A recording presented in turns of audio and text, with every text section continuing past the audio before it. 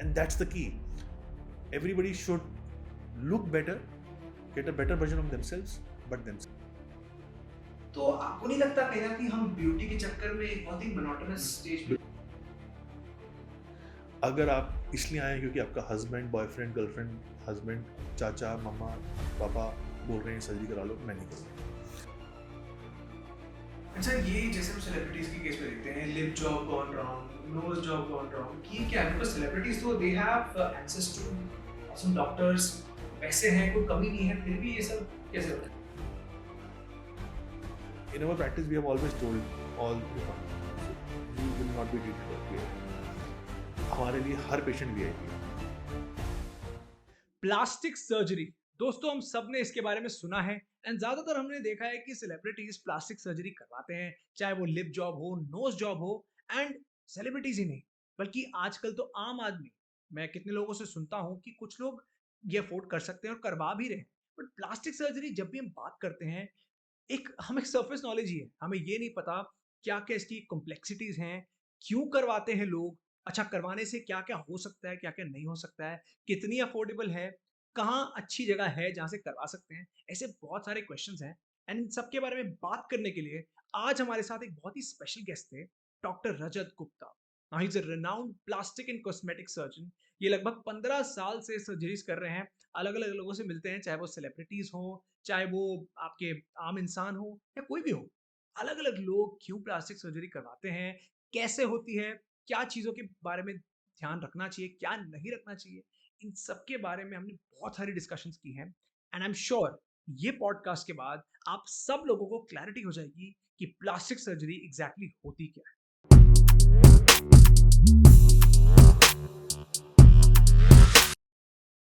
So first of all thank you so much and welcome to the Sakshat Dugul show आज हम काफी सारी interesting बातें करेंगे बिकॉज आपकी स्पेस बड़ी इंटरेस्टिंग है लोगों को अच्छा दिखने का बहुत शौक है एंड लेकिन मैं इतना मानता हूँ कि काफी सारे सीक्रेट्स या फिर ऐसी सारी चीजें होती हैं जो लोगों को नहीं पता तो आज हम वो डिकोड करेंगे आपके जरिए तो सर स्टार्ट करते कॉन्वर्सेशन को पहला तो सर आपको मतलब इस एरिया में इंटरेस्ट आया कैसे बिकॉज जनरली प्लास्टिक सर्जन ये बहुत ही I personally believe in niche field है खासकर जब आपने किया होगा तो क्या कोई मोटिवेशन थी या कोई इंस्टेंस था जिसने आपको इस तरफ पुश किया Thank you first of all, Sakshi ji, for inviting me here, and it's always a pleasure to meet you and converse with you.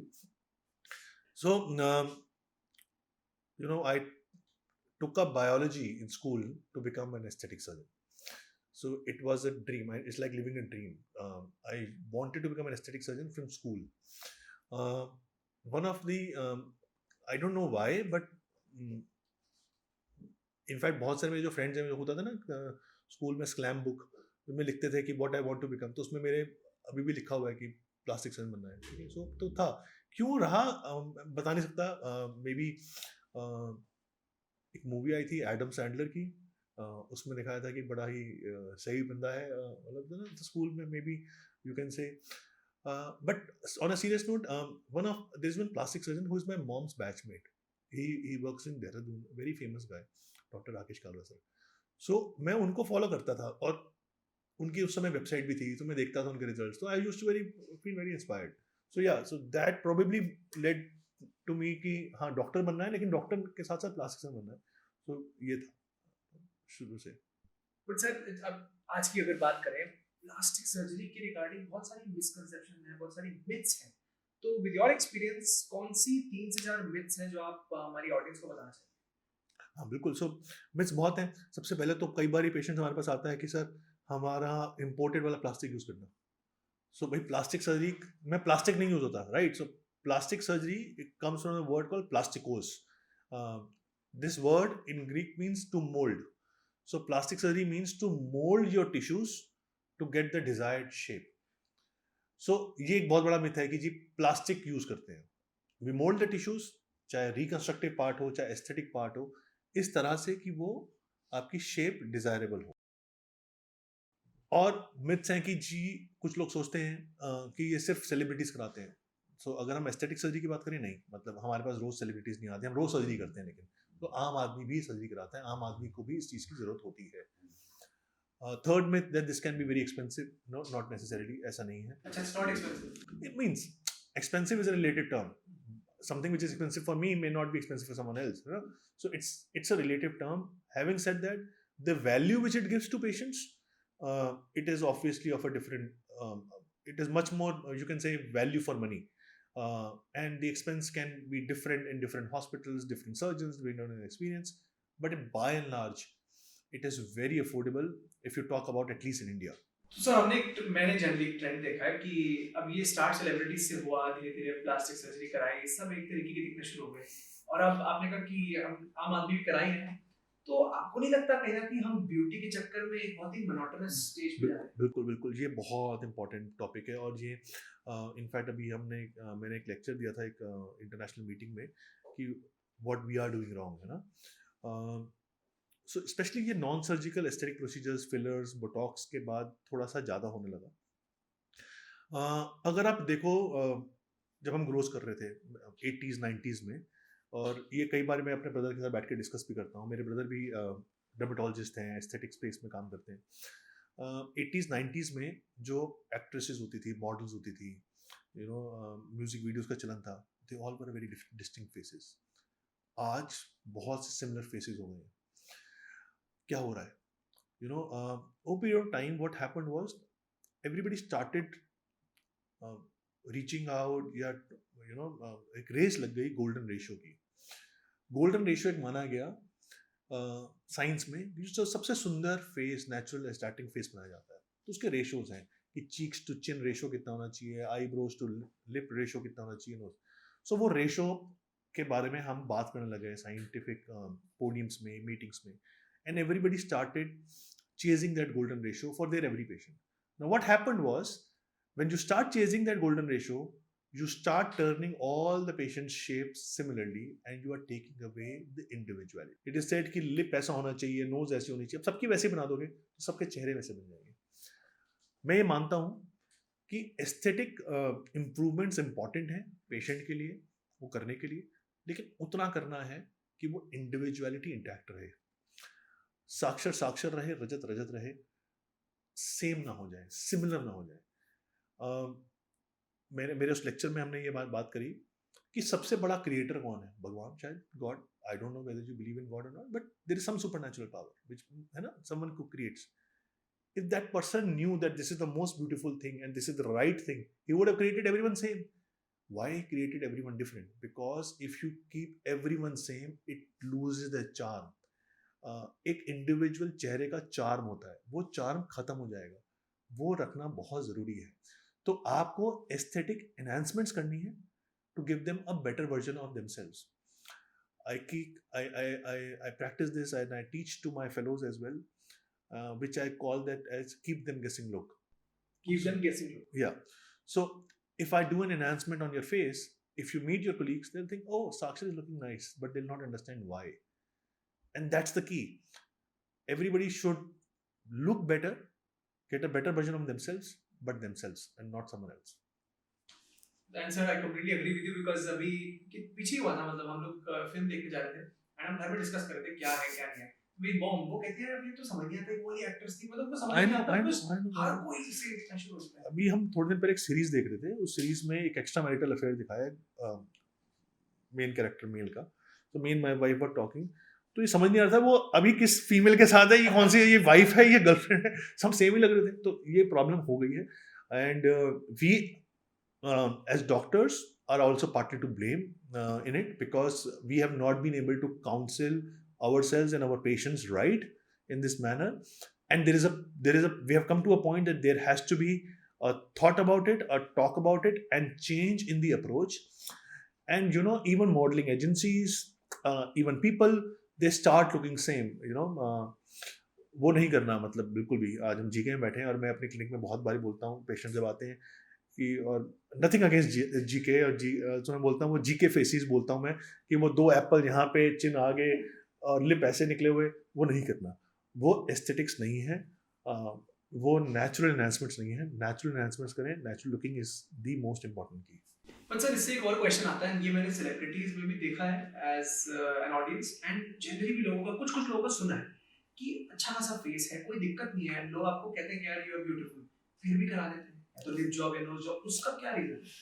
देखिए, pressures in front of the camera, which happens in celebrities. Then there is something called as body dysmorphic disorder.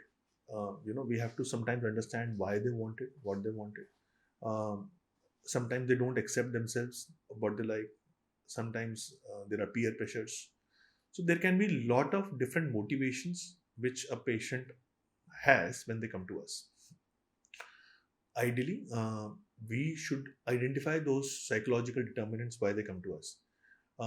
I always say in my practice कि अगर आपको ये problem लगती है और मेरे को आइडेंटिफाई हो रही है, तब मैं आपको ट्रीट करूँगा. अगर आप इसलिए आए हैं क्योंकि आपका हस्बैंड, बॉयफ्रेंड, गर्लफ्रेंड, हस्बैंड, चाचा, मम्मा, पापा बोल रहे हैं सर्जरी करा लो, मैं नहीं करूँगा. Because that motivation has to come from within you. If someone is not accepting you because of the way you are and they want to change you, तो हो सकता है उसके बाद भी उनको पसंद आए. So that motivation has to be important. There are a couple of questions जो मेरे दिमाग में भी थे, मैंने लोगों से पूछा. आप बताना whether it's true or not and why. पहला क्वेश्चन है कि लेडीज ही ज्यादा कराती है, मेल्स नहीं कराते. ना, बिल्कुल गलत है. In my practice, around 40% of my patients are males. Very common. Cosmetic surgeries in males are hair transplant, very common. Most common cosmetic surgery in the country. I don't do it, but in my team there people do it.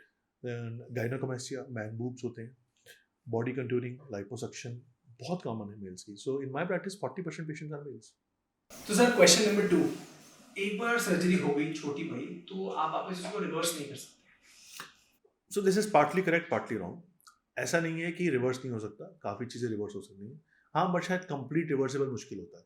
सो इसलिए, लेकिन reverse करना क्यों है? इसलिए इसका मतलब है कि ट्रीटमेंट प्लानिंग के टाइम पे हमने डिस्कशन पूरा नहीं किया कि पेशेंट की एक्सपेक्टेशंस क्या थी, वो अचीव नहीं हुई, तभी तो वो रिवर्स करना चाहेगा ना. या उसकी सोच बदल गई, तो यानी वो फिकल माइंडेड था. तो ये भी कंसल्टेशन के टाइम में हमें डिस्कस करना है. अगर हमें लगता है वो फिकल माइंडेड है तो उसको नहीं करना, उसको छोड़ देना है कि जी आप थोड़ा टाइम रुको. And once you are decisive कि हाँ ये सर्जरी करानी तब करो. एंड अगर उसकी एक्सपेक्टेशंस आपने मीट नहीं करी तो वो सोच सकते हैं ऐसा. तो वो एक्सपेक्टेशंस को सेट स्टैंडर्ड्स भी कंसल्टेशन और डिस्कशन का इंपॉर्टेंट पॉइंट है. सो रिवर्सल की बात आई क्यों, वो मैं कहना चाह रहा हूँ. अगर आपने ठीक से डिस्कस किया तो वो बात आनी नहीं चाहिए. एंड आंसरिंग योर क्वेश्चन, हाँ काफ़ी रिवर्सेबल पॉसिबल होता है, लेकिन कंप्लीट तो कुछ भी रिवर्सेबल नहीं होता. आपने भी सर कुछ टर्म्स यूज किए, सर्जिकल, नॉन सर्जिकल. ये मतलब what is the basic difference between these two? Sure. So you see, there are some non-surgical enhancements, non-surgical treatment options for various modalities, various issues, and then there are surgical. So मैं example के तौर पर बताता हूँ. Rhinoplasty करना है आपको, nose job करना है, सर्जिकल कर सकते हैं, परमानेंट रिजल्ट होगा. You get the result, do it. But it's a surgery, it has आपको ओटी में जाना है, it has a down time, it has some swelling, bruising. Then there is non surgical, जिसमें हम फिलर्स करते हैं या बॉटुलिन टॉक्सिन करते हैं, जिसका ओटी में नहीं जाना. It's 10 minutes off, 20 minutes office procedure. You get the result immediately, but they don't last. They are temporary, like 1 year, 1.5 year, 2 years, depending upon case to case. So इसी तरह से अगर आप बॉडी कंट्रोलिंग की बात करते हैं, there are different devices which can take out some fat, reduce some fat. They are non surgical. They have a limited advantage, but they are office procedures. They are not surgeries. They have less downtime. Surgeries have downtime, but their results are long lasting. So depending upon what a patient needs, desires, what their goals are. So some patients say कि doc, I don't have a downtime. मेरे को cost मेरा limited है, budget limited है, और मेरे को तो next week एक event पे जाना है, तो surgery out हो गया. कोई मेरे पास आता है कि सर मेरे को एक बार कराना है, लेकिन मेरे को तसल्ली से कराना है कि यार वो काम बिल्कुल परमानेंट हो जाए, मैं बार बार नहीं आ सकता आपके ऑफिस, तो सर्जरी हो गया. सो डिपेंडिंग अपॉन कि पेशेंट की क्या रिक्वायरमेंट्स है, वी प्लान. अच्छा, ये जैसे हम सेलिब्रिटीज के केस में देखते हैं, lip job gone wrong, nose job gone wrong, ये क्या है? बिकॉज़ सेलिब्रिटीज तो they have access to awesome doctors, पैसे हैं, कोई कमी नहीं है, फिर भी ये सब कैसे होता है? सो दो बातें हैं. एक तो जो आपने बोला कि they go to the best doctors and पैसे हैं, ज़रूरी नहीं है. अच्छा. हाँ, सो ये एक मिथ्स है. मैं बहुत लोगों को ट्रीट करता हूँ, शायद ये कंट्रोवर्शियल हो जाए, but there are lot of so called celebs which are celebs for TVs, and they are earning well, but their expenditure is so much that they are never have enough. Right, we are not talking about the Khans and all. We're talking about the mid-level celebrities. So they compromise. That is for sure. मतलब इसमें कोई दो राय नहीं है. They do not go to the top people. Second, they are under so much pressure that they overdo things. बहुत बार होता है जब पेशेंट हमारे पास आता है, सर थोड़ा और कर दो, थोड़ा और कर दो. I always say under correction is okay, over correction is not acceptable. Change नहीं कर सकते उसको. चेंज नहीं कर सकते, वो ज़्यादा भद्दा लगता है. मतलब ओवर द टॉप कोई भी चीज़ पसंद नहीं आती है ना. सो ये लोग क्या करते हैं, ये कई बारी इतने ज़्यादा ओवर एम्फेसाइजिंग हो जाते हैं और थोड़ा सा इंटिमिडेटिंग हो जाते हैं. नहीं नहीं, I am telling you do it, I am telling you do it, you know. One of my producer told me, one of my, it has happened with me, they go overboard और आपको pressurise करते हैं. And you know sometimes a doctor may get into that pressure and says कि अगर यही तो कह रही है चल कर देते हैं. And that's where the things are go wrong. ऐसे में सबसे इम्पोर्टेंट होता है कि आप किसी भी सेलेब को सेलेब ना माने. There is no VIP syndrome. So that's in hospitals. आप बहुत हॉस्पिटल से कनेक्टेड रहते हैं. हर हॉस्पिटल से आप जानेंगे there is something called as VIP syndrome कि VIP में गड़बड़ होती है. वो क्यों होती है? वो इसलिए होती है, एक तो वो हर चीज़ में दिमाग ज़्यादा लगाते हैं. नहीं मैं आपको बोल रहा हूँ, और इंसान सोचता है कि रिपोर्ट कर लो. या उनके कुछ प्री सर्जरी के जो डिस्कशंस हैं, प्रोसीजर की कंसल्टेशंस हैं, वो हरीड अप होती हैं. मेरे पास टाइम नहीं है, टेस्ट नहीं करवाते, इन्वेस्टिगेशन नहीं होती बहुत बारी, और उसी वजह से VIP सिंड्रोम्स के चांसेस बढ़ जाते हैं क्योंकि you go away from the normal standard checklist कि आपने ये कर लिया, ये कर लिया, कर लिया. वहीं पे वेरिएशन होती है. So in our practice we have always told all who come, so you will not be treated by VIP. हमारे लिए हर पेशेंट VIP है. आप नॉर्मल तरीके से आएँ तभी सही तरीके से होगा. आप कुछ ये सोचें कि मेरे को अलग टाइम पे आऊँगी, मैं गलत आऊँगी, मैं जल्दी आके सीधा उल्टी घुस जाऊँगी या घुस जाऊँगा, ऐसा नहीं हो पाएगा. रहेगा स्टैंडर्ड तरीके से वेदर यू लाइक इट और नॉट, और तभी VIP सिंड्रोम्स के इश्यूज नहीं होते. तो आपने यही कहा कि सही लोगों के पास नहीं जाते इसलिए गॉन रॉन्ग. दोनों चीज़ें हैं. मतलब सही लोगों के पास भी नहीं जाते या फिर ओवर कराते हैं. एंड सर आपने भी कहा कि बहुत सारे डॉक्टर्स प्रेशर में आ जाते हैं, तो ये बहुत ही फाइन लाइन नहीं हो गई एज ए डॉक्टर आपको जो मेंटेन करनी कि कहाँ मुझे देखिए प्रेशर इसमें ना, देखिए हाँ बिल्कुल ऐसा है. और इन चीज़ों में ना वाइट और ब्लैक नहीं होता, there are some grey zones. I will give you an example. Cheek enhancement है. एक पेशेंट मेरे पास आया, मुझे इसमें लगता है कि इसका 1 ml ईच साइड होना चाहिए. वो कहते हैं मेरे को 2 ml चाहिए. हम बोलते हैं यार थोड़ा ज़्यादा लगेगा. सर आई वांट ज़्यादा. आपने कर दिया.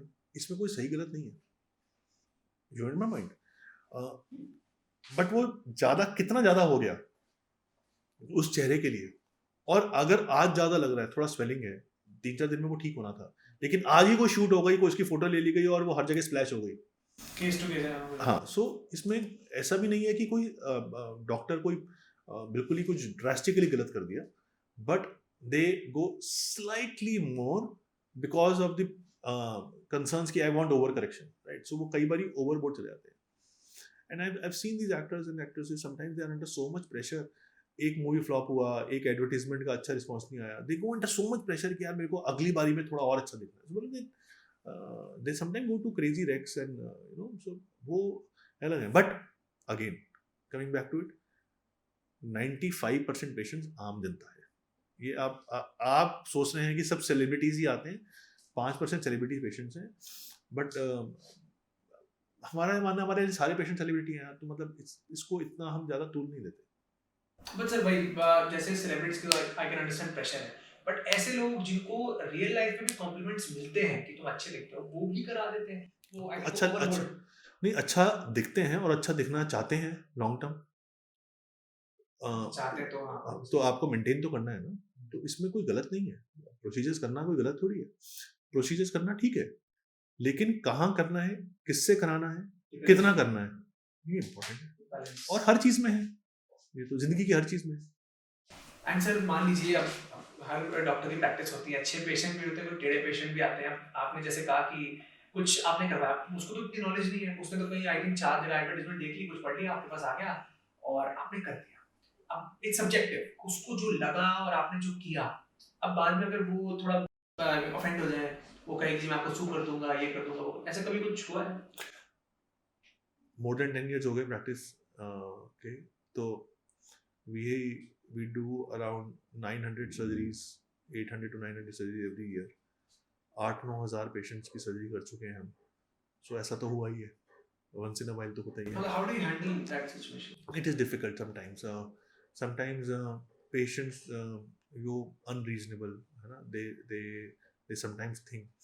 But after every episode, I've always thought कि how could I have handled that better, right? I could have probably explained them much better कि भाई ये नहीं होना. एक दो केसेस मुझे याद है, सब में पेशेंट को तो अच्छे से समझाया था, बट कई बार इंसान समझ नहीं रहा होता. उनका दिमाग आपके सामने बैठे हैं बट दिमाग यहाँ नहीं है, वो सुन नहीं रहे, समझ नहीं रहे, या उनकी मोटिवेशंस कुछ और है, वो आपको बताया नहीं, आप समझ नहीं पाए. सो ये होता है कई बार, और हैंडल करना मुश्किल होता है. फिर ऑलवेज फैमिली सपोर्ट इम्पॉर्टेंट होता है. आप फैमिली से बात करें, उनसे डिस्कस करें, और भाई मैंने सोचा था ये हो जाएगा, ये नहीं हुआ, है ना, तो वो सोचा ही गलत था. तो उसमें कुछ हद तक मुझे लगता है कि मेरे को उनको और समझाना चाहिए था. लेकिन फिर भी अगर कोई नहीं समझना चाहे और सोचे कि कुछ और हो जाएगा, तो फिर वो थोड़ा सा कई बार ट्रिकी सिचुएशन हो जाता है. सो I realized this, and around 2 years back, I decided something different. That when you are doing a consultation, patients can have a facade.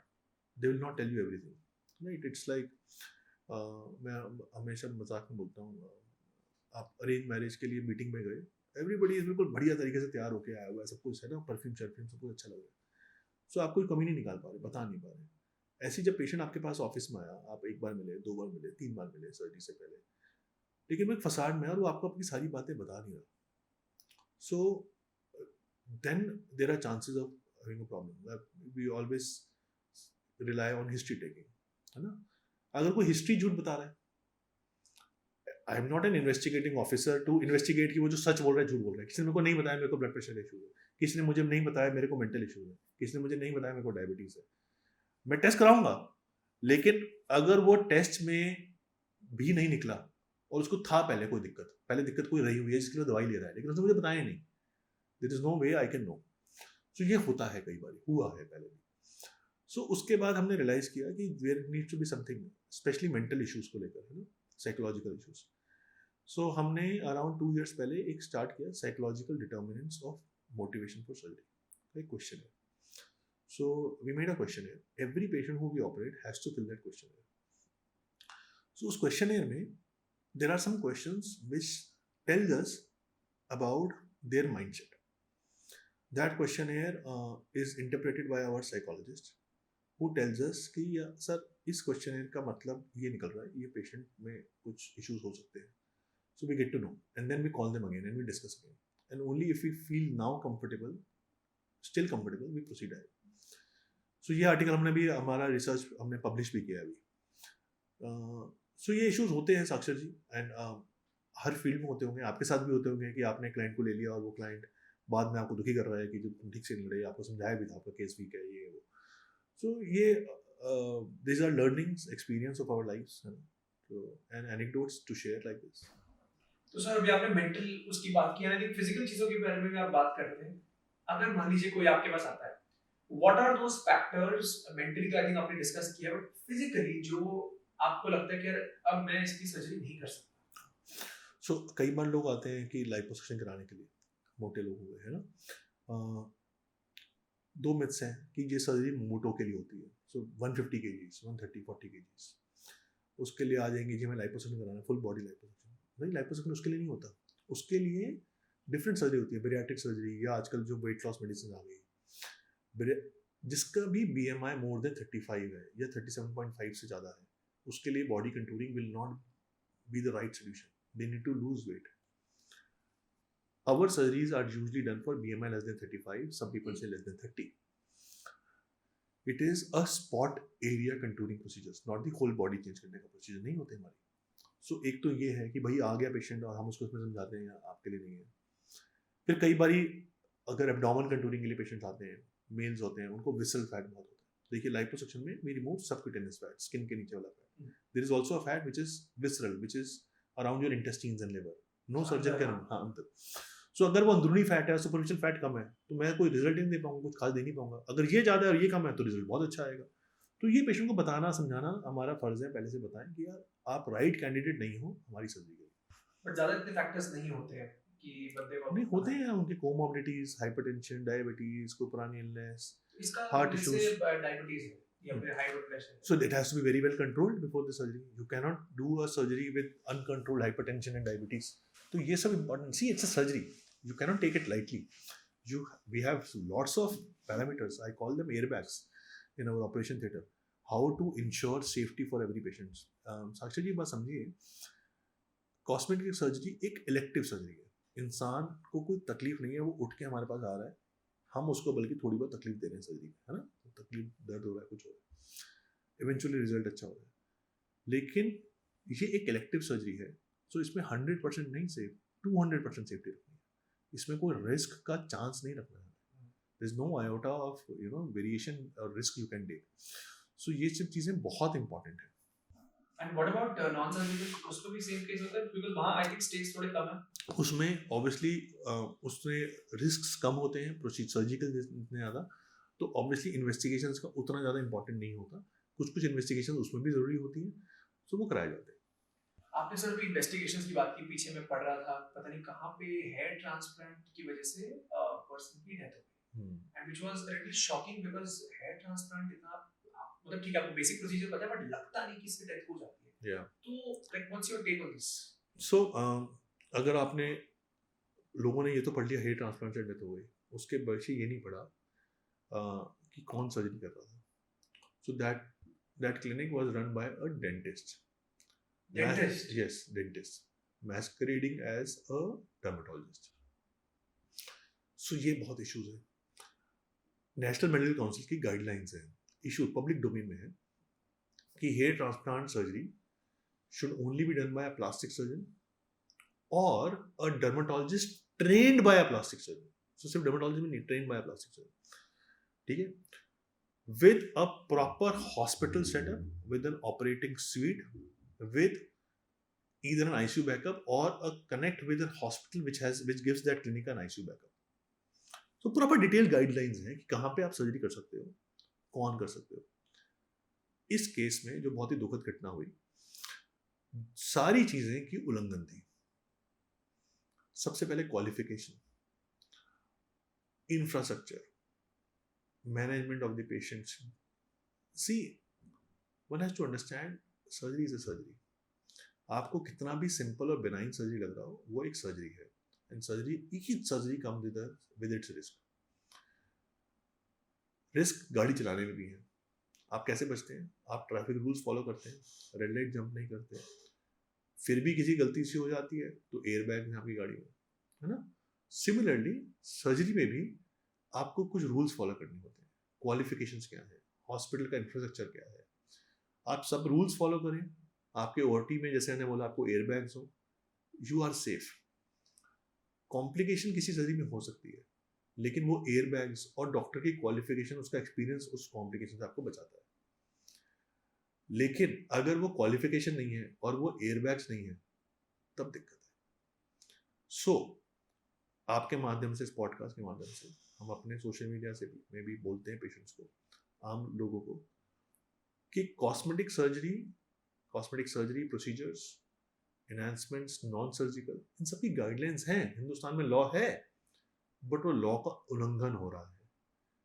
आप चीप डिस्काउंट्स, नेगोशिएशंस, इसके पीछे ना पड़े। सबसे पहले तो क्वालिफिकेशन देखें, डॉक्टरी क्वालिफिकेशन ठीक है नहीं, हॉस्पिटल देखें, उसका ओटी स्वीट देखें, स्टेरिलिटी मेंटेन है या नहीं है, तभी सर्जरी कराएं।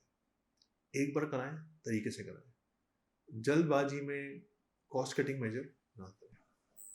सर पहले हम देखते थे कि जो डॉक्टर्स थे वर्ड ऑफ माउथ से होता था काम, कि आपके मोहल्ले में 10 लोगों ने रेकमेंड किया, आपके रिश्तेदारों ने रेकमेंड किया, अभी भी होता है।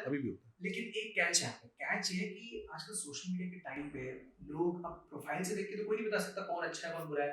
आपको पिक्चर्स गूगल से मिल जाती हैं, अच्छी एडिटर आप हायर करते हो तो वीडियोस आपकी इंफॉर्मेटिव हो सकती है, बट आई थिंक वो कहीं ना कहीं एक फसाड भी क्रिएट करता है एंड लोग उसमें आ जाते हैं। मैंने ये भी देखा है वर्ड ऑफ माउथ अब मानना कम कर चुके हैं वर्सेस सोशल मीडिया का इतना इन्फ्लुएंस है कि यार इसके इतने फॉलोअर हैं, वीडियो अच्छी बनाता है, अच्छा डॉक्टर होगा, और वहाँ जाते हैं आपको पता लगता है कि रिजल्ट अच्छे नहीं है। देखो, लोगों को जागरूक होना पड़ेगा। फॉलोअर्स खरीदे जा सकते हैं, है ना, बिक जाते हैं, फसाड क्रिएट किया जाता है, बट जो एक्चुअल डिग्री है वो नहीं खरीदा सकती। अनलेस आप रणछोड़ दास चाचड़ हो 3 इडियट्स के, आप डिग्री नहीं खरीद सकते, है ना। So degree qualification is a must. आपने कितना भी उसका social profile, YouTube, Instagram, TikTok, Twitter, जो भी देख लिया, आप किसी से इम्प्रेस हुए, आप क्वालिफिकेशन देख लो, उन्होंने डिग्री कहाँ से की है, वो क्या डिग्री, एक जो कॉलेज जिससे की है वो कॉलेज कैसा है, बेसिक चीज़ें हैं, मतलब अबाउट सर्जन, अबाउट डॉक्टर, ये पूछना तो कुछ गलत नहीं है। ये सबसे इम्पोर्टेंट चीज़ है। वो किसी नेशनल एसोसिएशंस के पार्ट है या नहीं है। सो एस्थेटिक सर्जरी में Indian association of aesthetic plastic surgery है, आप उसके पार्ट है नहीं है, उसके लोगो आपकी में लगाए नहीं लगाए, आपको बेसिक बेसिक चीज़ें हैं ये देखनी है। आप किसी भी रेस्टोरेंट के बारे में अच्छे फोटोज देख के चले जाओ और वहाँ जाके आपको अनहाइजीनिक लगे, आप सर्जरी, आप वहाँ पे खाना नहीं खाएंगे ना। तो सेम चीज़ें हैं, ये बेसिक तो देखना है। गुमराह नहीं होना, सोशल मीडिया तो एक फसाड होता ही है, उसमें तो सबको पता है। आप बट क्या आपको लगता है कि विद योर एक्सपीरियंस के लोग गुमराह हो रहे हैं? बिल्कुल, बहुत हो रहे हैं। ये डेथ हुई कैसे हुई, अभी हाल फिलहाल में जो वो केस हुआ, डेंटिस्ट केस में, कैसे हुआ, मैं नाम नहीं लूँगा, आपके पड़ोस में साउथ दिल्ली में बहुत बड़ा सेंटर, बहुत बड़ा सेंटर एक इंसान ने खोला, बड़ा बड़ा बोर्ड लगाया, डर्मेटोलॉजिस्ट है, कुछ लगा, उसकी डिग्री फेक निकली। अभी 2-4 महीने पहले दिल्ली मेडिकल काउंसिल ने उनको सस्पेंड कर दिया कि जी आपकी तो डिग्री फेक है। वो एक रणछोड़ दास चाचड़ थे।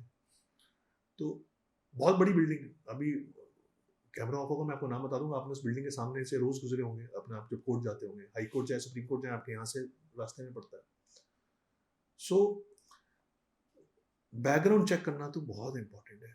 इसको तो मतलब जितना भी एम्फसाइज किया जाए उतना नॉन नेगोशिएबल है। हाँ, नॉन नेगोशिएबल है। एंड सर मान लीजिए कल को जैसे कितनी बार होता है कि जैसे हमने पीछे बात की कि डॉक्टर्स और ठीक है जी क्लाइंट डॉक्टर मिले, हुआ सर्जरी, बाद में कुछ ना कुछ हो गया, क्लाइंट कहता है कि मैं सू कर दूंगा। What are the I would say precautionary measures जो डॉक्टर को पहले लेनी चाहिए इस केस में, एंड क्लाइंट की तरफ से उसको क्या क्या लेना चाहिए? हमने सिर्फ डिग्री की बात की, बट और भी चीजें आई एम श्योर होंगी। हाँ, एक्सपीरियंस ऑफ द सर्जन, उनके उनके उनके बिफोर आफ्टर पिक्चर्स, उनके खुद के बिफोर आफ्टर पिक्चर्स, उनके reviews, what other people talk about them, so all these things are important. The hospital infrastructure मैंने बताया। एक चीज मैं आपको यहाँ पे हल्का सा बोलना चाहूंगा, आपके प्रोफेशन में क्लाइंट होते हैं, हमारे प्रोफेशन में मैं अभी भी सबको पेशेंट मानता हूँ। सम पीपल में डिबेट की नहीं जी, जो कॉस्मेटिक एनहांसमेंट के लिए आ रहे हैं वो, उनमें कोई तकलीफ तो नहीं है, why do you call patient? You know, a doctor-patient relationship is a very different relationship than a client and a seller relationship. वो जो मर्यादा डॉक्टर पेशेंट रिलेशनशिप की आती है जब आप पेशेंट और डॉक्टर मिल के बात करते हैं, वो कंज्यूमर और क्लाइंट बन के नहीं आती। सीक्रेट है। हाँ, बहुत इंपॉर्टेंट है। You know, when I am treating you as a patient, I understand why you are here, what brings you to my office, what I can do to improve you. When I take you as a client, my motivation is to sell you something. There's a huge difference in this. If you come to me as a patient and I think that this is not needed and this is wrong for you, I'll tell it.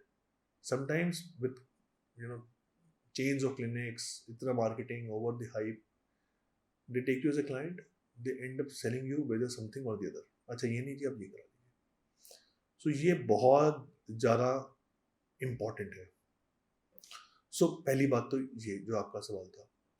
दूसरी बात, आपका सवाल का part था कि अगर कोई patient आपको स्यू करने का धमकी देता है, सो सबसे पहले हमारे साथ जब भी हुआ है ऐसा, अपने पेशेंट को बोला है कि you have your right to go to the court. It is a right of every individual living in this country that if they are unhappy with someone, they can go to the court. I cannot stop them. I should not stop them. That is their right. But I can tell them what will happen after that. Do they have a case? You know, many times बुरा तो नहीं लगेगा आपको, I call them and vulture lawyers, okay, जो गुमराह करते हैं होता है हर इंडस्ट्री हर इंडस्ट्री में, है ना। अरे आप ये कर दो, मैं इतने लाख निकाल दूंगा, ये कर दूंगा, वो कर दूंगा, कुछ भी बोल देते हैं पेशेंट्स को ना, कुछ पेशेंट है। तो उस समय पेशेंट को समझना चाहिए कि लॉजिकल बात करें। कई बारी पेशेंट ये समझता नहीं है केस क्या हो रहा है, you know, there is a complication. आपके लॉयर्स में, मैं आपकी भाषा में समझाने की कोशिश करता हूँ, आप केस हार गए, is there a complication? No. मैंने सूचर में टाके लगाए और वो हील नहीं हुआ। कोई भी डॉक्टर टाका लगाता है, 7 दिन के बाद टाके निकाल देता है, 7 दिन बाद टाके निकाले, वो हील नहीं हुआ। आपको लग रहा है हील नहीं हुआ, मैं 10 दिन निकाले तब भी हील नहीं हुआ, तो क्या ये कॉम्प्लिकेशन है? हाँ, ये कॉम्प्लिकेशन है, but is this a negligence? No. So complication does not make a case. Negligence does. Understood? There are some known complications in the medical literature. If you go to a court saying this case, you can go to the court. आपका case भी register होगा, case भी चलेगा, आप लड़ोगे, आप lawyer को पैसे दोगे, आपका लॉयर जाएगा, मेरा लॉयर जाएगा। एट द एंड क्या होगा? A known complication is not a negligence. Negligence is gross negligence. मैंने मॉप छोड़ दिया अंदर, कॉस्ट छोड़ दिया, इंस्ट्रूमेंट छोड़ दिया, मैंने केयर कोई सर्जरी ऐसी कर दी जो डिस्क्राइब ही नहीं है लिटरेचर में, कि पता नहीं ये क्या उल्ट सू कर दिया, कुछ भी कर दिया। तो बहुत सारे क्राइटेरिया है नेग्लिजेंस के, इंसान को वो पढ़ना चाहिए। आई थिंक क्लाइंट ये मिक्स कर देता है नेग्लिजेंस और कॉम्प्लिकेशन। एग्जैक्टली। मैं आपको एक चीज एक और बोलता हूँ, कितनी बार हमने सुना है कि जो लोअर कोर्ट के ऑर्डर ऊपर वाले कोर्ट ने टर्न अराउंड कर दिया, तो क्या वो जो लोअर कोर्ट वाला जो जज है उसको पनिशमेंट होती है? भाई उसने तो गलत किया था, उन्होंने तो गलत किया था, ऊपर वाले कोर्ट ने बोला वो गलत ऑर्डर था, दैट वाज रॉन्ग, तो वो लोअर कोर्ट के जज को क्या पनिशमेंट मिलती है?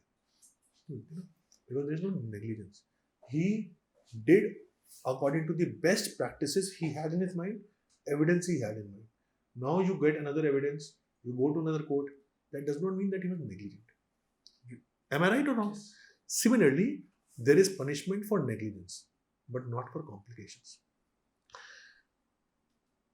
At the same time, surgeons should also know how to manage the complications.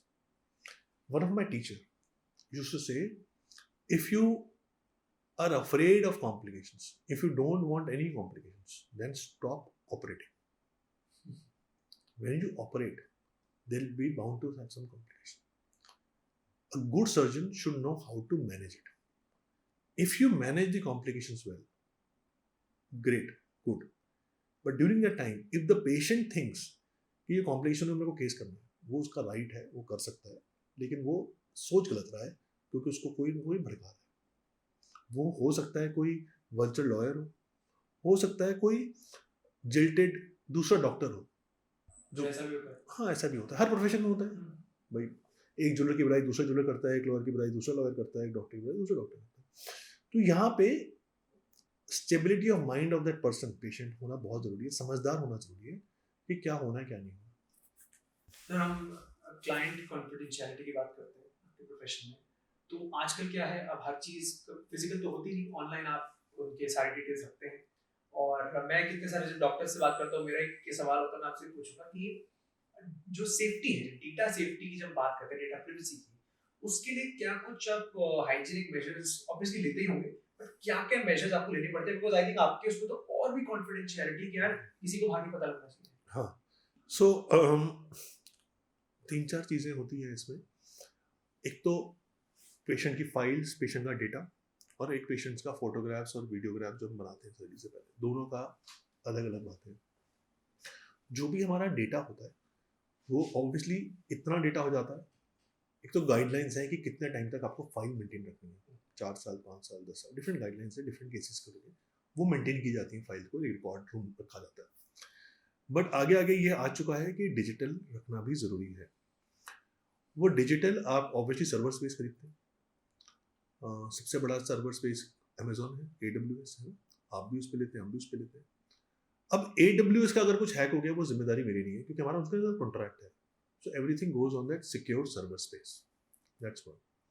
Similarly for photographs and videos, they are taken through a hardware which is kept inside the hospital only. It does not leave the hospital premises. ऐसे नहीं है कि phone से लिया और phone गुम गया, आपका चोरी हो गया और जी फिर तो उसमें पेशेंट्स की फ़ोटोज़ है। So that is important. Second, उसकी भी उसी तरह से सर्वर स्पेस पे रखा जाता है। अब एक बात होती है कि हम उन फोटोज़ को बहुत बारी बिफोर आफ्टर्स को हम सोशल मीडिया में भी डालते हैं, पेशेंट्स को, आम आदमी को बताने के लिए कि क्या अचीव कर सकते हैं एजुकेशनल स्टैंड पॉइंट से।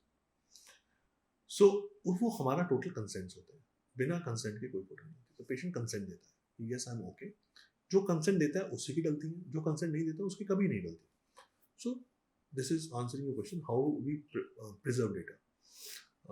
This is the standard practices followed by almost all of us. अभी तक सर हमने फ्रैगमेंटेड चीजों में बात की है। अगर अब from point A to point B, अगर मान लीजिए कोई बंदा है, उसको सर्जरी करानी है, क्या पूरा प्रोसीजर रहता है? If you can just give us whole एक स्टेप बाय स्टेप अगर आप बता सके, कहाँ से स्टार्ट होता है, किसके पास जाते हैं, फिर डॉक्टर के पास क्या होता है, from point A to the last. मैं अपने सेटअप का बता सकता हूँ। पेशेंट हमें कनेक्ट करते हैं, हमारे पेशेंट कोऑर्डिनेटर्स हैं, वो पेशेंट को फ़ोन पे काफ़ी हद तक उस प्रोसीजर के बारे में पढ़ाते हैं। पहले उनको कुछ स्टडी मटेरियल उनके फ़ोन पे, ईमेल पे, व्हाट्सएप पे भेजते हैं, because we want our educated patient comes to us. We do not want कि भाई जिसको कुछ हवा ही ना हो और वो सीधे हमारे क्लिनिक आ जाए और हम पूरी हवा दें। So then appointment is scheduled, then they come and meet us, we discuss in detail, we examine them, we plan exactly what they can achieve, what they cannot achieve, we explain to them, and then we give some investigation what they need to do. Then they get their investigation done, then they meet us, and then we schedule a surgery date. This is how it goes. And every surgery I think time भी अलग लगता होगा। हाँ, actually कोई छोटी surgery होती है, कोई लंबी सर्जरी होती है। तो sir with your experience, let's say surgery हो गई, अब पोस्ट सर्जरी क्या ऐसी गलतियां लोग करते हैं जिसकी वजह से सर्जरी खराब हो जाती है? नहीं, ऐसे सर्जरी खराब नहीं होती, लेकिन अगर आपको किसी ने को बोला आपको कि आपको उल्टा नहीं सोना, आपने ब्रेस्ट सर्जरी की है और आप उल्टा सो गए, आपके बैक की सर्जरी की और आप ऐसे सो गए, आप उल्टे नहीं सोए। कुछ आपको मेडिसिन बताई, एंटीबायोटिक्स बताई, एनाल्जेसिस बताए, आपने वो नहीं लिए। आपको स्वेलिंग ब्रूजिंग कम करने के लिए दवाई बताई, आपने वो नहीं ली। हम सर्जरी के बाद बहुत बारी प्लास्टिक सर्जरी में कंप्रेशन गारमेंट बनाते हैं, आपने वो नहीं पहना। सो मेरा ये मानना है कि अगर आपने तरीके से इंस्ट्रक्शन दी हैं, 99% पेशेंट्स वो फॉलो करते हैं। आपको इंस्ट्रक्शंस देनी बहुत अच्छे से आनी चाहिए। सो हमारे केस में हम दो चीज़ें करते हैं। पेशेंट के डिस्चार्ज समरी के साथ, डिस्चार्ज समरी में लिखा होता है क्या सर्जरी हुई, कैसे पेशेंट आया, क्या इन्वेस्टिगेशन हुई। पोस्ट डिस्चार्ज दवाइयाँ लिखी होती हैं। उसके साथ में एक पेज अटैच होता है पोस्ट सर्जरी इंस्ट्रक्शंस का, इसमें 1 2 3 4 5 6 7 8 9 10 एमरजेंसी कॉन्टैक्ट नंबर, वो सब कुछ लिखा होता है, वो जाता है। और साथ में हम हर पेशेंट को उस सर्जरी की, जो उसने सर्जरी कराई है, उस सर्जरी की रिकवरी की एक वीडियो भेजते हैं। वो वीडियो देख सकता है। उस वीडियो में वो सारी स्टेप्स हैं, वो सरल भाषा में आराम से उनको समझाए भी गए हैं कि 1 2 3 4 5 6 7 8 9 10 वो फॉलो करें। इंस्ट्रक्शंस फॉलो करना जिम्मेदारी पेशेंट की है। भाई मैं घर आके तो नहीं इंश्योर कर सकता कि उन्होंने किया, लेकिन मेरा मानना है कि अगर आप इंस्ट्रक्शंस क्लियरली, लूसिडली, रिपीटेटिवली, कई बारी एक इंसान एक बारी में नहीं समझता, आपने 10 इंस्ट्रक्शन दे दी, उसने 8 7 सुनी, 3 नहीं सुनी, तो आपने पहले तो सुनाई, फिर आपने उसको लिखित में दी, फिर आपने उसको वीडियो में भी दी, यू अंडरस्टैंड, सेवरल स्टेप्स हो गए, तो फिर वो फॉलो कर लेता है। 1% अगर फॉलो कोई नहीं करता तो एक अलग बात है, वो तो लेकिन कर लेते हैं। सर एस्थेटिक सर्जरी आपने एक वर्ड बार बार यूज किया है, हमें सर्जिकल नॉन सर्जिकल तो समझ गया, बट ये एस्थेटिक सर्जरी क्या है इन सिंपल टर्म्स? सो देखिए, plastic surgery as a branch 2 parts में डिवाइडेड है। एक है रिकंस्ट्रक्टिव सर्जरी और एक है एस्थेटिक सर्जरी। रिकंस्ट्रक्टिव सर्जरी माने तो हुआ कि आपका बर्न्स हो गया, आपका जल गया, वो निकालना है। आपका एक्सीडेंट हुआ, आपकी नाक कट गई, आपकी कान कट गया, आपका कैंसर हुआ, आपका जबड़ा निकल गया, आपको पूरा जबड़ा बनाना है। ब्रेस्ट सर्जरी हुई, ब्रेस्ट कैंसर की, ब्रेस्ट निकल गया, ब्रेस्ट बनाना है। So this is our reconstructive surgery. Aesthetic surgery हुआ कॉस्मेटिक सर्जरी, यानी आपके ऊपर से नीचे चले तो हेयर ट्रांसप्लांट हो गया, आपके आई बैग्स हैं, आई बैग्स निकालने, ब्लेफरोप्लास्टी हो गया, फेशियल एनहांसमेंट्स हो गया, राइनोप्लास्टी, नोज जॉब हो गया, नाक सुंदर बनानी है, चिन एनहांसमेंट हो गया, ब्रेस्ट सर्जरीज हो गई, मैन बूब्स हो गया, ब्रेस्ट ऑगमेंटेशन, बूब जॉब इसको बोलते हैं आम भाषा में, ब्रेस्ट रिडक्शन, बहुत फीमेल आती हैं ब्रेस्ट बड़ी होगा, एब्डोमेन की कंट्रोलिंग, ये सब मतलब जो भी कॉस्मेटिक एनहांसमेंट्स हैं वो एस्थेटिक सर्जरी है। रिकंस्ट्रक्टिव एस्थेटिक सर्जरी दोनों अलग अलग सब स्पेशलिटीज ऑफ प्लास्टिक सर्जरी है. सो जब हम प्लास्टिक सर्जरी के लिए ट्रेन किए जाते हैं तो हम इन दोनों चीज़ों में ट्रेन होते हैं. लेकिन उसके बाद जब आप सुपर स्पेशलिटी के बाद आप फेलोशिप्स करते हैं, आप बिल्कुल ही कोकून में घुस जाते हैं, सब स्पेशलिटी हो जाते हैं, तो आप डिसाइड करते हैं आप रिकंस्ट्रक्टिव कर रहे हैं, एस्थेटिक कर रहे हैं. सो मेरी प्रैक्टिस में मैं एस्थेटिक सर्जरीज करता हूँ, मैं रिकंस्ट्रक्टिव नहीं करता. हमारी टीम में अलग डॉक्टर्स हैं जो रिकंस्ट्रक्टिव करते हैं. I don't touch that because I do only these, and since I do only these I have improved on myself on this. So ये भी डिस्कशन होता है कि जब अगर आपको एस्थेटिक सर्जरी करानी है, आप प्लास्टिक सर्जन तो ढूंढ नहीं ढूंढे. आपको प्लास्टिक सर्जन के लिए आपको डिग्री चेक करना है. हम इतनी बात करी क्वालिफिकेशंस की, MCH या DNB, 2 डिग्रीज हैं इंडिया में. MCH है? DNB, डिप्लोमेट नेशनल बोर्ड, या मास्टर्स ऑफ चिरोलॉजी, MCH करके डिग्री होती है. इनमें से अगर कोई है तभी प्लास्टिक सर्जन बनता है. सो आपने ये तो देख लिया, साथ में आपको ये भी देखना है कि उसका एस्थेटिक सर्जरी में कितना एक्सपीरियंस है. क्या वो दोनों करते हैं? दोनों कर सकते हैं, लेकिन ज्यादातर जो लोग एक चीज कर रहे होंगे, जो सर्जरी आपको करानी है वही इंसान डे एंड नाइट कर रहा होगा, ज्यादा अच्छा होगा, है ना. हाँ. सो क्या उनकी कोई फेलोशिप्स, उनकी ट्रेनिंग्स हैं, क्या वो एस्थेटिक सर्जरीज ही कर रहे हैं, तो वो आप उनसे कराएं. मतलब अगर आप मेरे पास ये सर्जरी कराने आए कि मैं जबड़ा मेरा हट गया है कैंसर से, ओरल कैंसर से, और मेरा ये सर्जरी कराओ, तो मैं वो सर्जन ठीक नहीं हूँ. इसीलिए जो ये सर्जरी करते हैं शायद वो एस्थेटिक सर्जरी के लिए उतने अप्रोप्रिएट ना हो, कर लें बट अप्रोप्रिएट ना हो for wow result. So you know, जैसे क्रिकेट में होता है हॉर्सेस फॉर कोर्सेस, ऑलराउंडर होना मुश्किल होता है, एक स्पेशलिस्ट बैट्समैन, स्पेशलिस्ट बॉलर अलग ही होता है.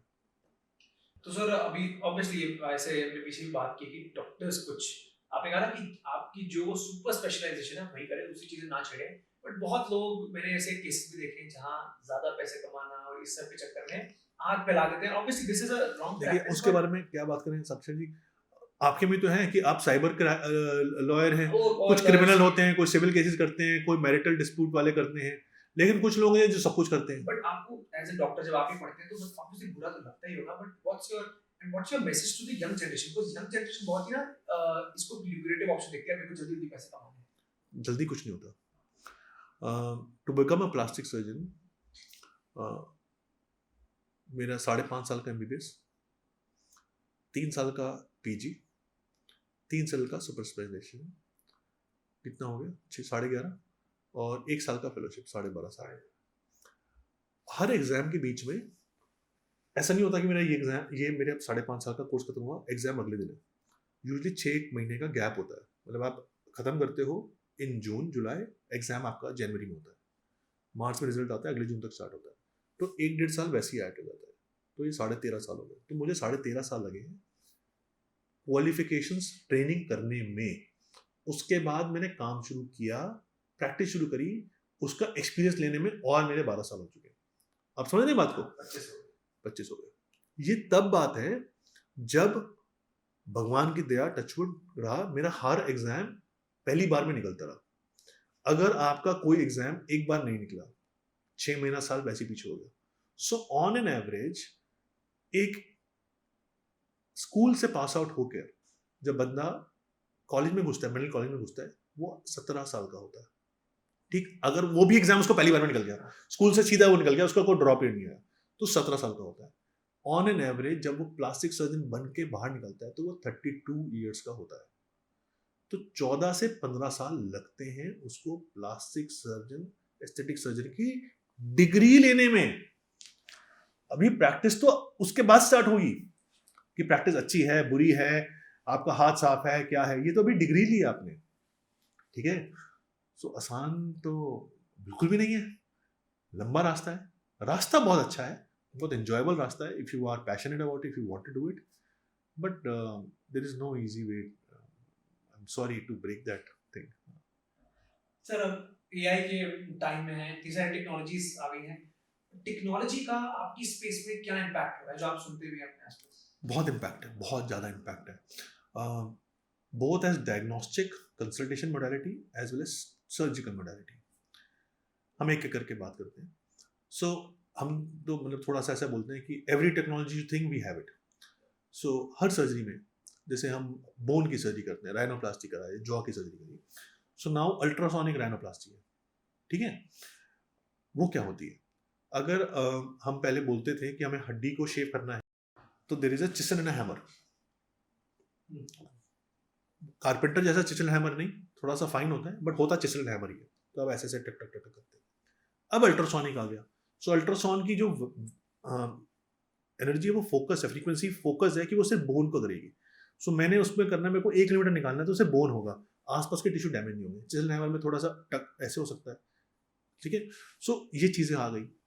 फैट को मेल्ट करने के लिए टूल्स आ गए, अगेन अल्ट्रासोनिक आ गया. उसको आसानी से निकालने के लिए पावर असिस्टेड आ गया. स्किन को टाइट करने के लिए रेडियो फ्रीक्वेंसी टूल्स. ऐसी बहुत सी टूल्स हैं जो आ गई हैं, जिससे रिजल्ट आपका बेहतर होता है, रिकवरी फास्ट होती है, स्वेलिंग लूजिंग कम होती है, और ओवरऑल पेशेंट का कंफर्ट देखा जाता है, चांसेस ऑफ कॉम्प्लिकेशंस रिड्यूस हो जाती हैं. सो ये तो हो गया surgical modalities. Then diagnostic modalities. अगर हम हिस्टोरिकली बात करें तो भाई इंसान के पास टूल्स ही नहीं होते थे, अल्ट्रासाउंड, सीटी, एमआरआई, वो सब हो गए, तो वो सब कर सकते हैं. Consultation modalities, there is something called as 3D simulation of surgeries. So patient को आपको नाक चेंज कराना है, हम उनका फोटो लेके उसको मॉडिफाई करके समझा सकते हैं कि किस डायरेक्शन में हम जा रहे हैं, क्या नाक होने वाली है, so that their expectation aligned, क्या अचीव हो सकता है आपके केस में और क्या अचीव नहीं हो सकता आपके केस में. इसी तरह ब्रेस्ट सर्जरीज में, बहुत सर्जरीज में एआई का 3D सिमुलेशन आ रहा है और आगे आगे आता रहेगा. ये बहुत बातें चलती हैं हमारी हेल्थ केयर में कि AI will replace doctors, you know, but मुझे ऐसा लगता है जो सर्जिकल स्किल है ना, वो तो इंडिविजुअलिस्टिक है. दिमाग को तो एआई रिप्लेस कर सकता है कि भाई ये फ्लो चार्ट्स, उसको इतने सारे कॉम्बिनेशन एआई में फीड कर दिए कि वो अपने आप बना देगी, ये है तो ये है, ये है तो ये है, ये है तो ये है. लेकिन जो सर्जिकल स्किल है, ये टाका, ये मतलब टेलर को बदलना मुश्किल है ना एआई से. तो इसी तरह से टेलर को भी अगर आपको एक फैक्ट्री बनानी है कि सब एक जैसा बनाते रहे बैग्स, एक जैसे शर्ट बनाते रहे, वो रिप्लेस हो जाएगा.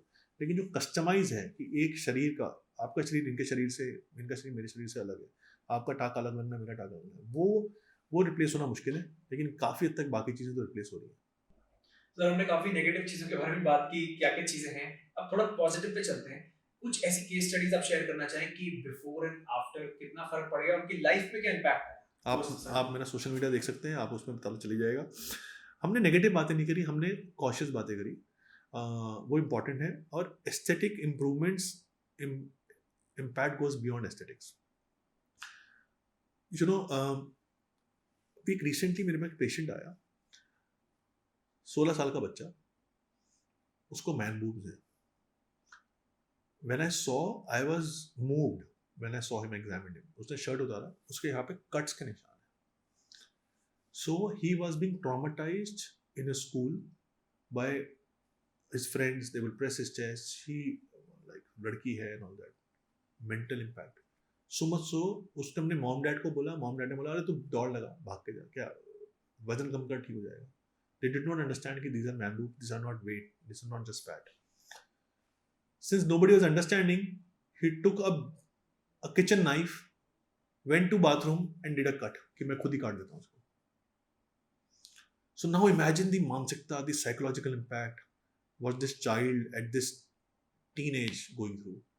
What amount of mind space he would be putting in his studies and his co-curricular activities when his mind is deviated so much there. And you can imagine the impact of this surgery, what it can be done in such a scenario. So it's a huge, you can't imagine. Similarly, a woman who might have a very huge breast. I have had patients, we have removed more than 3 kgs of breast on each side. So the breast is below their belly button. Now imagine the weight, 3 kgs on each side they are having on their shoulders. मैं आपको बोलूँ, आप बिल्कुल, मैं आपको बोलूँ, आप 3 kilo का डंबल एक शोल्डर पे रख के चलो पूरे दिन. So breast reduction surgery.